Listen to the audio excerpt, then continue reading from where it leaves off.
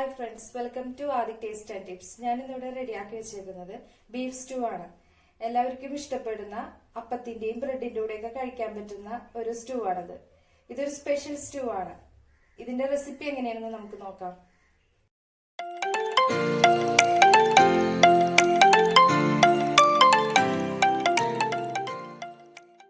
Beef stew ഉണ്ടാക്കാനായിട്ട് ഞാനിവിടെ 1 kilo ബീഫാണ് എടുത്തു വെച്ചേക്കുന്നത്. ഇനി നമുക്ക് ഇതൊന്ന് നന്നായിട്ട് കഴുകി വൃത്തിയാക്കി എടുക്കാം.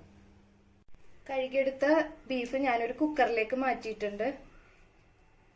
വേവിച്ചെടുക്കാനായിട്ട് ആവശ്യത്തിന് ഉപ്പും, ഒരു 8 കരയാമ്പൂ, ഒരു 4 കറുവപ്പട്ട, ഇതെല്ലാം കൂടി ചേർത്തൊന്ന് നന്നായിട്ട് വേവിച്ചെടുക്കാം.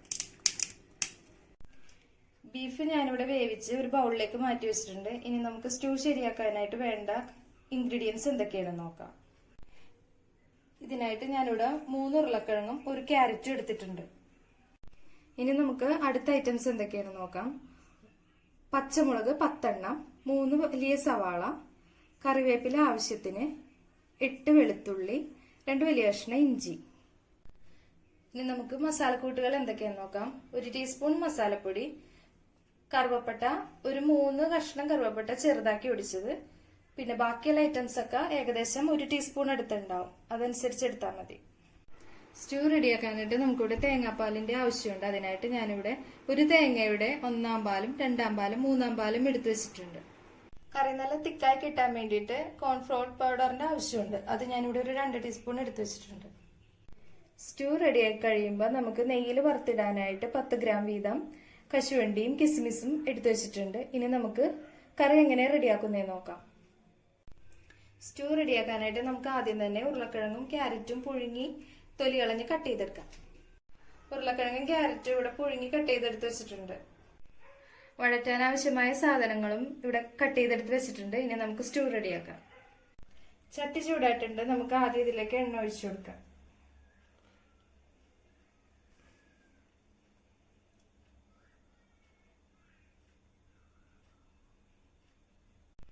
മസാലക്കൂട്ടുകൾ ആദ്യം നമുക്ക് കുരുമുളക് ഇട്ട് കൊടുക്കാം. ഇത് പൊട്ടിക്കഴിയുമ്പോൾ കരയാമ്പൂ ഇട്ട് കൊടുക്കാം. കരയാമ്പൂവും കുരുമുളക് നന്നായിട്ട് പൊട്ടിയിട്ടുണ്ട്. ഇനി നമുക്ക് ഏലക്കയും കറുവപ്പട്ടയും ഇട്ട് കൊടുക്കാം.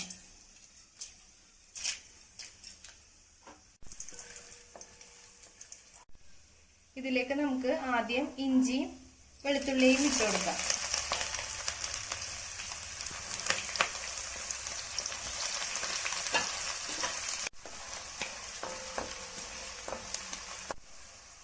അടുത്തത് നമുക്ക് സവാള ചേർത്ത് കൊടുക്കാം.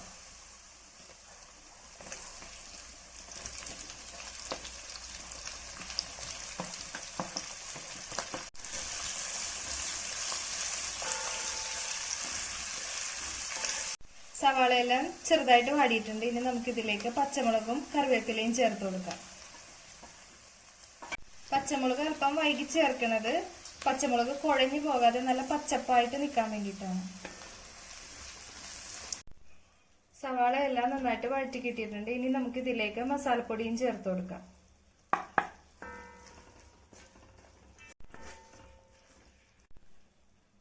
ഇതിലേക്ക് നമുക്ക് 2 ടീസ്പൂൺ കോൺഫ്ലവർ പൗഡർ കൂടി ചേർത്ത് കൊടുക്കാം. കറി നല്ല തിക്കായിട്ട് കിട്ടാൻ വേണ്ടിയിട്ടാണ് ഇത് ചേർക്കുന്നത്.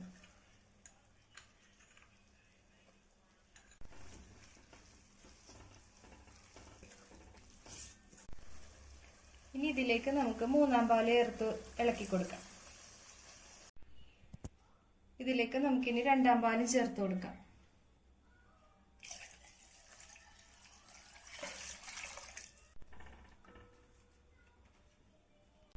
കറി നന്നായിട്ട് തിളച്ചു വരുന്നുണ്ട്. നമുക്ക് ഇതിലേക്ക് ആദ്യം ബീഫ് ചേർത്ത് കൊടുക്കാം.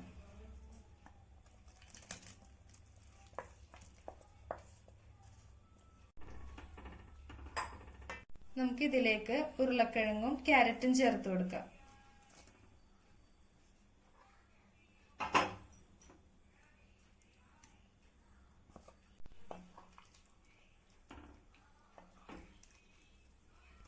ബീഫ് ആദ്യം നമ്മൾ ഉപ്പിട്ട് വേവിച്ചെടുത്താണ്. ഇനി നമുക്ക് പോരാത്ത ഉപ്പും കൂടി ചേർത്ത് കൊടുക്കാം.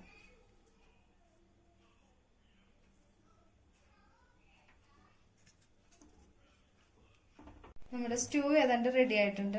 ഇനി നമുക്ക് ഇതിലേക്ക് ഒന്നാം പാല് ചേർത്ത് കൊടുക്കാം. ഒന്നാം പാല് ചേർത്ത് കഴിയുമ്പോൾ തിളപ്പിക്കരുത്, ഒന്ന് ചൂടായാൽ മാത്രം മതി, അല്ലെങ്കിൽ കറി പിരിഞ്ഞു പോകും.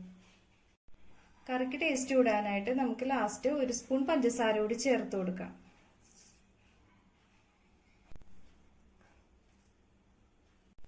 നമ്മുടെ സ്റ്റൂ റെഡി ആയിട്ടുണ്ട്. ഇനി നമുക്ക് നെയ്യിൽ വറുത്ത് കിസ്മിസും അണ്ടിപ്പരിപ്പും ഇതിലേക്ക് ചേർത്ത് കൊടുക്കാം. ചട്ടി ചൂടായിട്ടുണ്ട്. ഇനി ഇതിലേക്ക് നമുക്ക് 2 സ്പൂൺ നെയ്യ് ചേർത്ത് കൊടുക്കാം.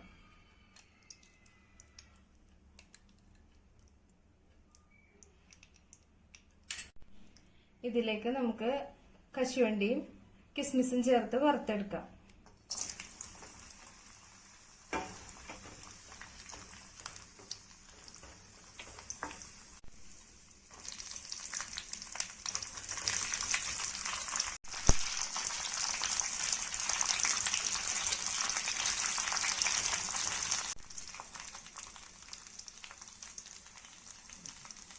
ഇനി നമുക്ക് വറുത്തെടുത്ത കശുവണ്ടിപ്പരിപ്പും കിസ്മിസും കറിയിലേക്ക് ഇട്ട് കൊടുക്കാം.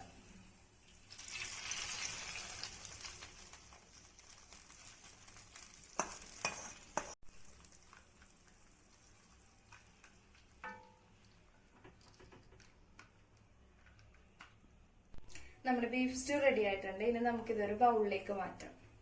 ബീഫ് സ്റ്റൂ ഞാനൊരു ബൗളിലേക്ക് മാറ്റി വെച്ചിട്ടുണ്ട്.